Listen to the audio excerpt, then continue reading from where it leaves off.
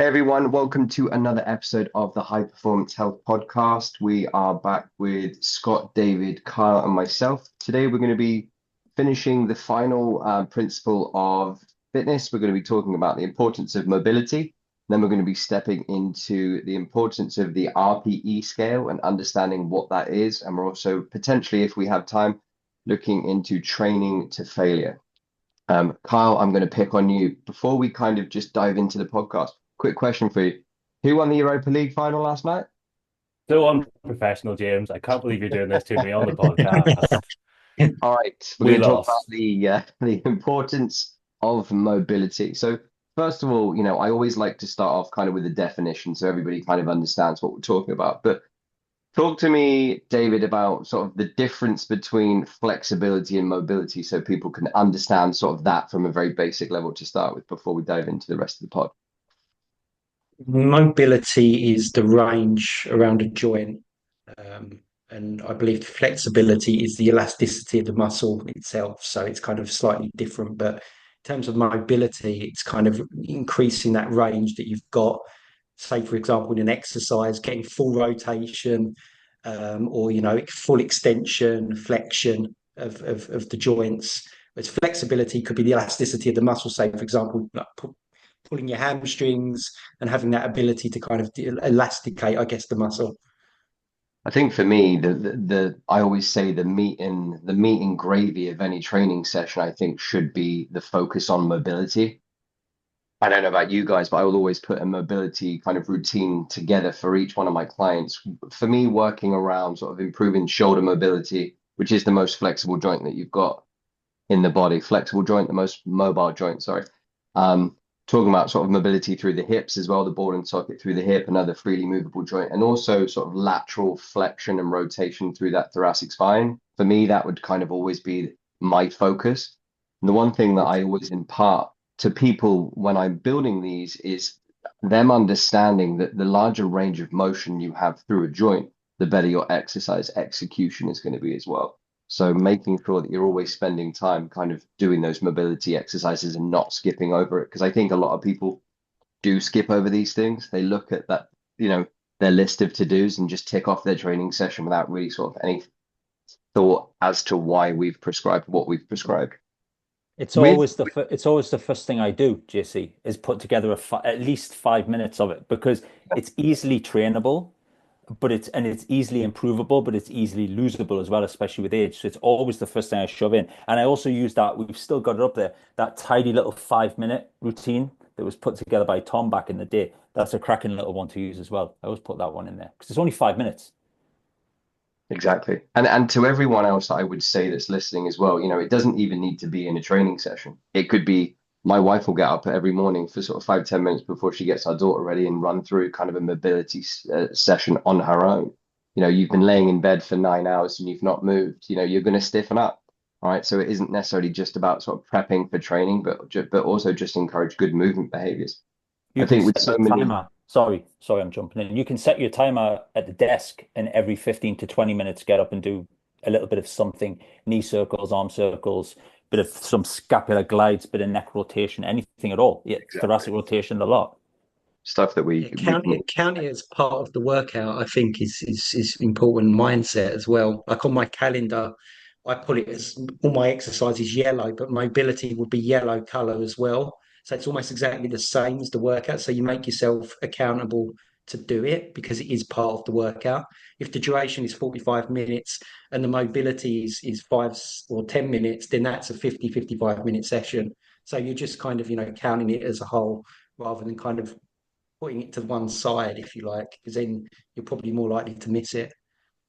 I think as well when you think about, I always go to a squat whenever I think of mobility. So if you can train really good hip mobility and you've got a really good squat and you can access a deep range of motion, I always talk about sort of the credit card to floor. That's the kind of height, the depth I want somebody squatting. I want them to be able to pick up a credit card with their butt cheeks to give everybody kind of a visual of what I'm talking about. But if you can access that range of motion, you're recruiting a larger amount of muscle fibers, which means you're getting a bigger bang for your buck anyway.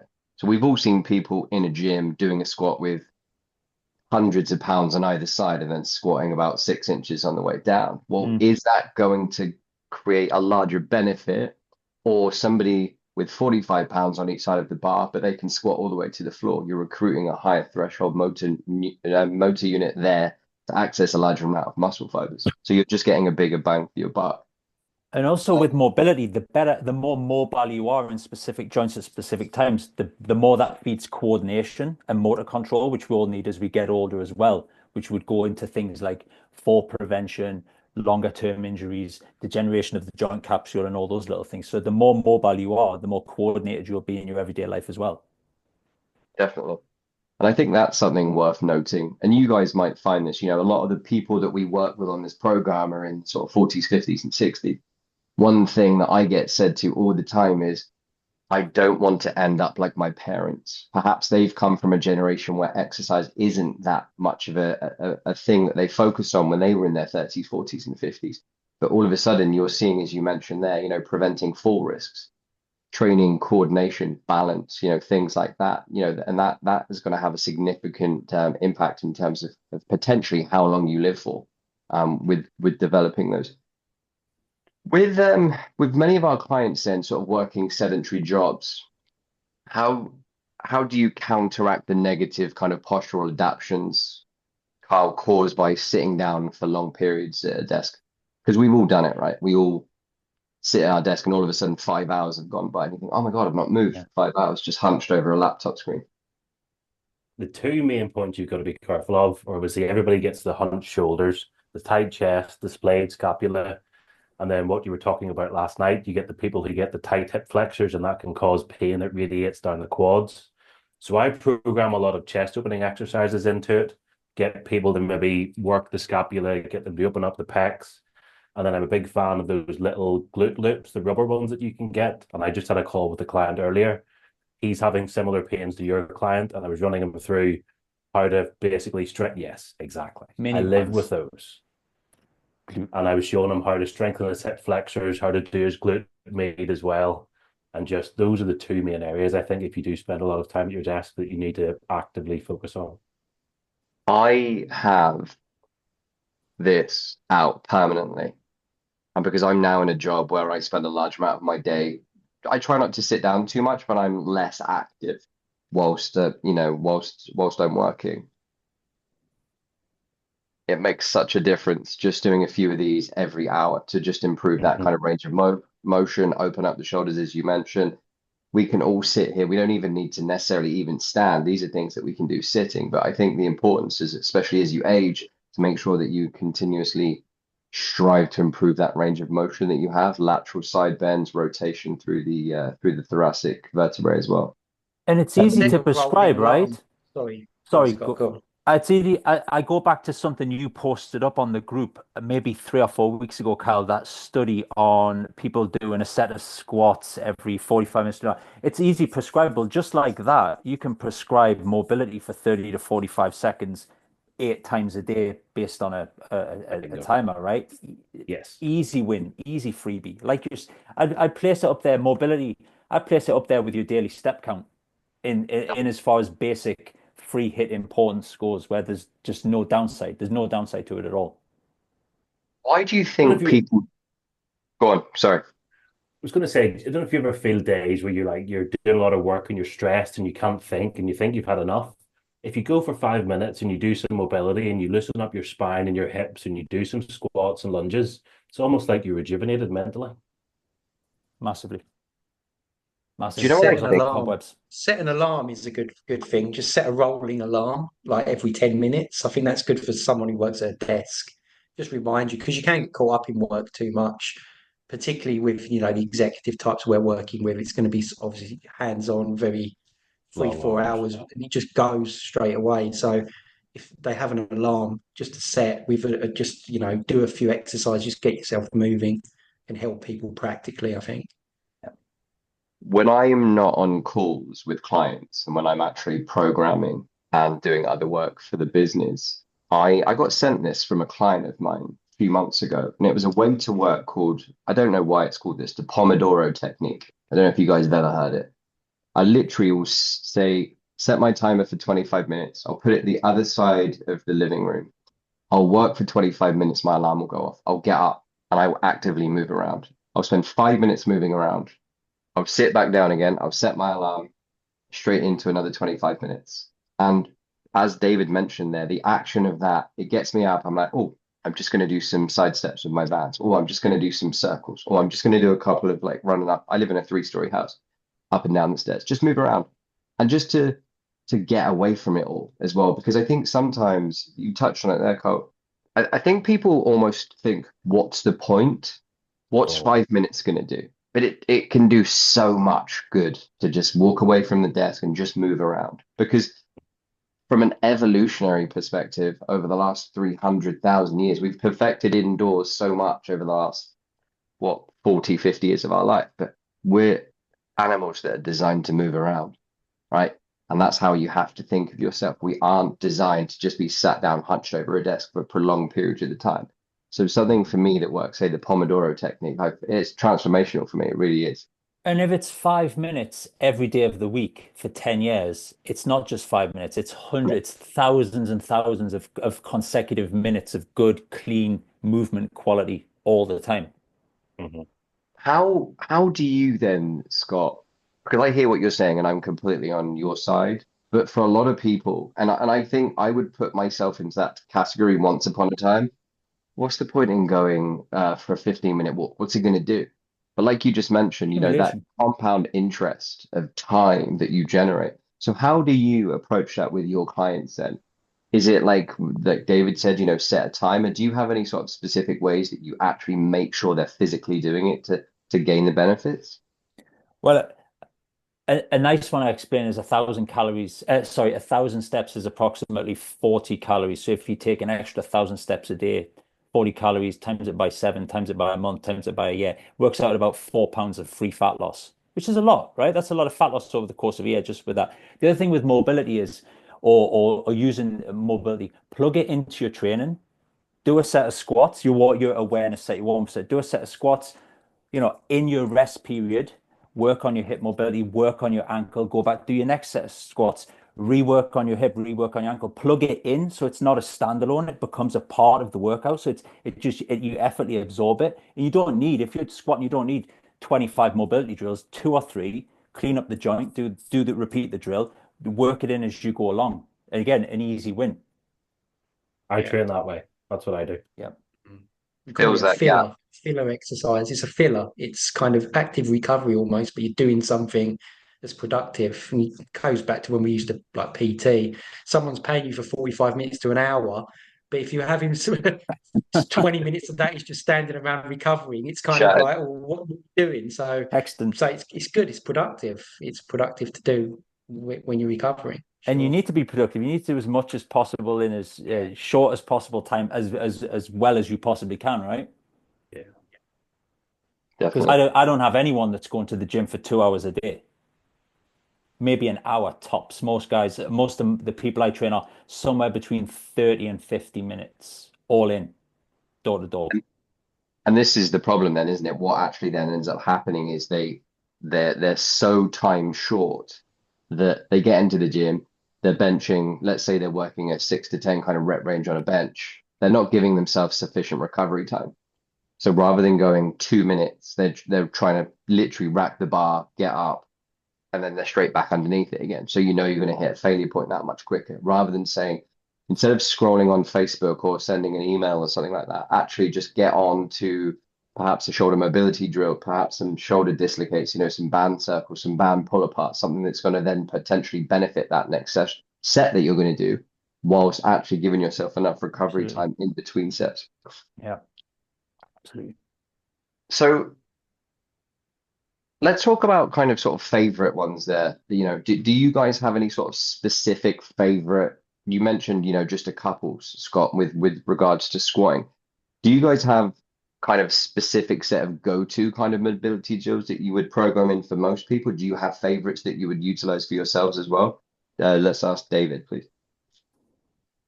Do like sort of a multi-vector movement prep, like something where you'd say maybe do a lunge and then go into a thoracic rotation as well. because then you're getting more bang for your buck, as we just said about kind of time consuming.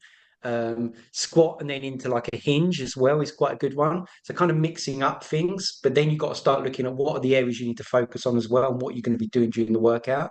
So, for example, if someone's really tight and they're going through what the kyphotic sort of spinal position, they're really tight, then doing kind of the chest exercises, the pec flies. I'll tell you what's really good is a suspension trainer. That's really good for Yeah. mobility as well, because So you can change your body position, and also you can take it traveling as well.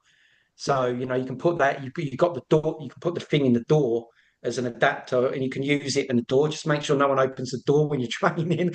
I've done that a few times. But yeah, just it's a really good thing to kind of get the chest stretch, and then you can turn around and do the full body kind of the back stretch as well. They're quite good. So they're my favorites. Yeah. I like that external rotation and abduction of the shoulder to open the pecs and then start adding a little bit of neck movement as well, especially for the guys that sit down a lot. So just gentle, nothing too aggressive, just getting that head moving under stress. That's another good one. I like that. I think when we look at the demographic of our clients, they would benefit so much more from spending a little bit of time doing this rather than just trying to rush through the session. So, say for everyone that's listening, really kind of focus a little bit more on the mobility. For me, things like you mentioned, David, the lunge rotation, the world's greatest stretch, things like that literally tick off every single box. And almost, you can hit pretty much every major joint in the body with an exercise like that. I love a deep squat. I recorded a video yesterday, kind of like an overhead deep squat, things like that, where you can hit, the mobility of the hips, the ankles, and the shoulders all at the same time, whilst working some extension through the upper back as well. And if you're more mobile, chances are you're going to be more flexible passively and actively in the long term as well. So it's almost like a side benefit, right? A side effect of just being a little bit more mobile. Other things will happen as well. So, Scotty, then in your experience, right, how does like regular mobility training impact kind of overall athletic performance then? Well, it allows you to be an awful lot more coordinated in space and time. That's for starters. It allows you to work on weak spots in and around joints and the ligamentous apparatus of the body as well. But I just there's never been a downside. Obviously, you can be too flexible, you can be too mobile in certain places, right? But that's at the extreme range. What we deal with is people who are inflexible mostly and not very mobile. So it's a pure win. Yeah, definitely. Before we move on, guys, really like that. I think we covered a lot there. Is there anything that you think that I'm missing? Is there anything that you would just kind of, Carl, go for it? There's one that I mentioned this to some clients when they tell me they've shoulder issues or any tightness, and nobody's ever heard of it. And it's something that I do constantly, and I'm sure you guys do, which is just a body weight dead hang. So in between sets, find a pull-up bar, get on the bar, relax everything total, and try and do, 10, 20, 30, 40 seconds, whatever you can do. And if you space those in between your exercises, it's almost like free movement. You release the shoulder, you decompress the spine, you get some grip training, your scapula gets a bit of work. And if you get, tight in this posture, that can be one of the best ways to open up the body. Yeah, that's a great filler, Carl, isn't it? We're doing that in between. That's one of the ones I use a lot, actually, a dead hang in between an exercise, particularly a lower body one, because you get to relax your legs a little bit and just Yes. hang. Really good You get a one. bit of And rest if you're also, sort of doing something. yeah, and also another thing we haven't mentioned is the other sort of tools you can use for flexibility and mobility, like a dog ball, for example, in the pecs on the wall. That's a really good one for lower back. We've talked about bands, but you've got myofascial release, you've got the foam roller, things like that can really, yeah, there he is. He's There got it it. So, runs. all these kind of things. The ball into the pec is a really good one to release right underneath the armpit. I think if Yeah. anyone who's got that really tight forward position, just having a dog ball and putting it underneath and just rolling it against the wall for about Mm. 45 seconds, that tends for me as well, just releases more than the most things. Whatever stretching can do, it tends to get right into the muscle deep there. And relax as well. Joint when you're moving your joints, relax. You've got to relax. You're trying to leave off and take off tension rather than add any tension to the area that you're trying to work at that time. I think that's awesome. Some really good advice there. And really, really good advice. say make sure that you're making time to do those mobility drills, because they're not just programmed into for no reason. You know, we really are trying to make sure that people can access larger ranges of motion through those joints.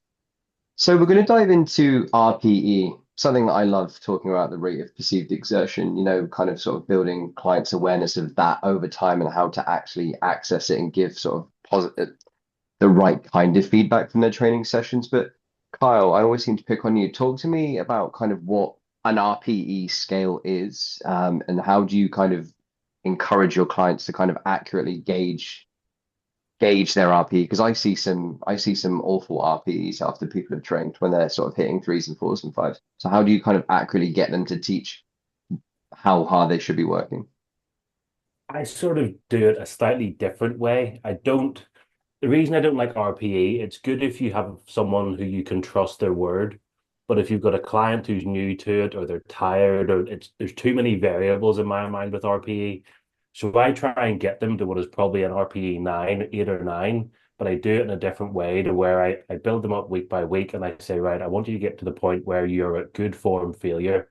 You can't do 11 reps if it's specified 10, but that is the zone of where we're trying to get you to. And I know that's a roundabout way or a different way of doing RPE, but it's just, I don't tend to trust. I mean, when people give you the rating at the end of the workout on the app, some of the numbers they get back, I'm like, what are you talking about? So it's that type of thing of, can you trust their interpretation of the workout? You mean I the think numbers are too high? Too low? Oh, too low, excuse me. Yeah. Yeah. Okay. They get fours, and I'm like, if I did that workout, I'd be on the floor. Why have you given me a four? I've had some ones, but I'm sure they're by accident. Yeah. yeah, Yeah, the ones are, an error. I've definitely had some ones, and I take great offense when I'm like, are you kidding me? And it's like, oh no, I was in a rush. But I suppose as a tool, as an investigative tool for people who are just starting out, and you can build them into it, you can get them the scale, you can discuss it with them, and then use it. It's a tool that can be used for some people to get a leg up on what how they should be exerting themselves. So if I'm just pulling up, so when we're talking about, you know, the numbers, 1 very light activity, 2 to 3 light activity, 4 to 6 moderate, 7 to 8 vigorous, 9 very hard, and 10 would be sort of considered max effort level. So when you're talking about good form failure, which I think is actually a really good tool to use, rather than just relying on somebody to say, yeah, that was a 6 or a 7. Because if they are an untrained person, I have no idea what 6 or 7 looks like. Yeah. Yeah. You know, trying to get them to that good form failure, I think is great, because the one thing that I find on my check-in calls, when you're running through people's training sessions each week, and you've perhaps, let's say, said, right, I want you to get 6 to 10 on your bench, 4 sets, and you see 10, 10, 10, and 10. And then the next exercise, you've asked them to get to 12, and it's 12, 12, 12. I'm like, were you failing at 12, or are you just trying to access that kind of end number? But then That's they've the hit thing. the RPE scale as a 9, and like, it couldn't have been that hard. If your final set, you're hitting that 39th and 40th rep. So I think the way I try and explain it to people, and I think where the misunderstanding lies as well, is I think people consider cardiovascular training when your heart rate is that much higher. Well, that's Mm. harder because I'm pouring with sweat, my breathing is heavy. But when I'm squatting, because my heart rate's only gone to 100 beats per minute, well, surely that's easier.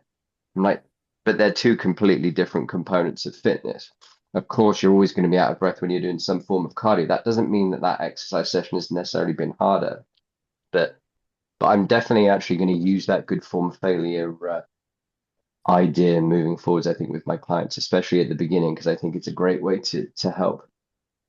How about what do you guys think sort of more traditional sort of heart rate monitoring in terms of somebody accessing their RPE, David? You wear a heart Yeah. rate monitor watch, right? What do you think about, because I've seen people whose heart rates have been sort of 150 beats per minute in their training session, and then they're giving me a score saying, "Oh yeah, that was 2 out of 10," or vice Yeah. versa, 10 out of 10. So what do you think?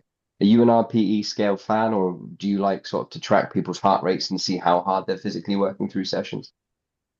It depends a lot on the person. There's a lot of individualized approach to this. I think going back to the scale on the application itself, you've got a comment box below it as well. So maybe a good thing to do is justify why that number was where it was. That can help. Sometimes we get the opposite where we want someone to recover during a session and they go too high. So we kind of want to work it that way as well. But I think the general consensus is that if someone's using their heart rate, that's not going to lie. It's going to tell you where you're at. But again, as you said, sometimes with strength training, your heart rate's not going to go up and it's going to be muscular fatigue. So that's a different aspect as well. I think you just need to build a picture up of where your training, what your training outcome is needed, and then just kind of decide on what the best route forward is. I think the cardiovascular training, definitely heart rate is the best. Recovery, you want to kind of stay within a heart rate zone. With strength training, maybe it's a bit more self-reporting and understanding where your muscle fatigue is lying, reporting back to the coach. So it's a multi-component method depending on what the person is doing, and a lot of factors, I think.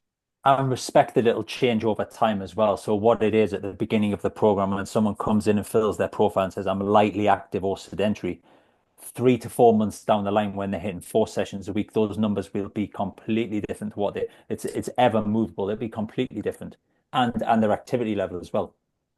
Yeah, we're dealing with business owners here. They've got big egos. they want to tell you it's not hard, but it is, and that's what we're dealing with. I can And they feel it, know but it as it's all well right. as I we can do. feel it, but it's okay. Yeah, you can feel it. But yeah, it's you got to be honest with yourself as well. You got to understand where you're at, and just kind of it's helping you as well as your coach. It's helping you to decide where you're at and where you're going to go into. So I'd say the Design. best thing is just be honest, because the research has shown in the trained population, RPE and heart rate actually are quite closely aligned in terms of, if you are 7 out of 10 and you're being honest, it is going to be roughly 70% of your max. So the research with the trained population, being honest, is actually quite a close relationship there. It's just where, as Carl said at the start, it's where people kind of lie about it and kind of will say, I've done this or that, and it's not. So leave the ego to one side. I think that's my Do you advice have on that a one. kind of particular sort of favorite way in terms of judging training intensity, Scott, yourself, like with yourself and with your clients, with regards to sort of reps to failure Well, or heart rate monitors or RPE? I don't use out and out reps to failure, but what I do find is that those RPs and the reported fatigue can be totally different depending on, let's say for cardio, can be totally different depending on the machine used. So some people who will report a very low level on, say, a recumbent bicycle at quite a high level would be absolutely gassed and cooked on the Concept 2 or the Versa Climber or the ski that you love so much, JC, right? So it can be dependent on the exercise as well, I think, or the machine, sorry, used for cardio. Yeah. But no, to your question, I don't use the method that Carl did. I've been using a lot of RP, and for most of my guys starting out, it's 1 rep in the bank early doors. Yeah, 1 rep in reserve, right? Yeah, I do 1 rep in the do that. bank. Yeah. I think the most important Growing. thing, talking about kind of RPE scale as well, is just making sure, we can judge RPE scale, but that leaving that kind of one rep in reserve or reps to failure. I think as long as at the beginning of week 1 and the end of week 6, we are seeing somebody progress. We're seeing maybe they've gone up from 3 sets to 4. Maybe they're hitting a slightly heavier lifting volume in terms of repetitions. Maybe they've increased their weight from 75 pounds to 100 pounds. Whether they're necessarily not giving the right feedback in terms of how intense they found that session, I think it's a great tool for us as coaches. It's not so important for them. I think the most important thing for them is making sure that they're continuously progressing. And Kyle and myself, obviously, we touched on this last week, the principle of progression and progressive overload and making sure that you're still moving forward. So whether you're giving, I would always encourage people to try and be as accurate as they possibly can when giving that RPE. But like David mentioned, I really like the text box underneath. Tell me why. Why did you feel that so easy? And we can obviously always then have that conversation to make sure that we're tailoring the program. Maybe the program you've got genuinely isn't taxing enough. Maybe you want a little bit more volume, a little bit more intensity. Maybe you want to do an extra session in that week. And as long as it's not going to overload you and kind of fatigue that central nervous system. I think making sure that we're continuously moving forward is super important. But that's great because you get to look at the upgrades, right? And it's fantastic to get a client and look at where they started from and then scroll through the calendar and see just how much improvement they've made in a short space of time with on all the points you've just mentioned there. One thing I do use the app. I design my own training programs, and I think it's a great way to track. I love the tracking on the app, and it tell me how much I'm lifting from week to week. I love the little things when it just tells me you've increased your lifting volume by 8%. You've increased your rep volume on that exercise by, and you get the little dude giving you the high five. I love that. I was mentioning to you, Scotty, on a Great. text message earlier, I'm now hitting, a ton more pull-ups than I ever used to. And that's great to see that ability to be able to overload week after week after week. I think we'll leave it there today, guys. We didn't get to training to failure. A common theme, it seems to be in my podcast recently, where I'm not actually able to cover all the topics, but we will definitely, I'm not going to bring you back in, Kyle, next week, I promise, but we will definitely dive into training to failure next week. But for now, from all of us, I think we'll say goodbye and I will catch you all next week. All right. Thanks. Take care, Thanks, guys. everyone. Enjoyed Appreciate your that. time. Guys. Thanks. Bye-bye. Bye-bye now.